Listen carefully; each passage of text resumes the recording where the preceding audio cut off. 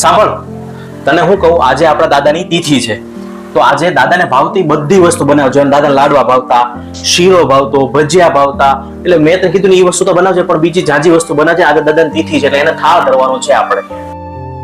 એ હા, મને બધી ખબર છે દાદા, હું ભાવતું ની બધું હું બનાવી નાખીશ, તમે ચિંતા કરો માં તમારે.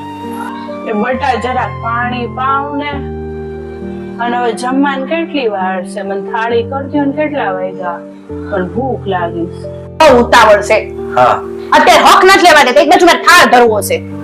શાંતિ રાખો ને ઘડીક. ગયા પછી થાળ ધરવાનો મતલબ શું છે એને સાચવી લ્યો ને.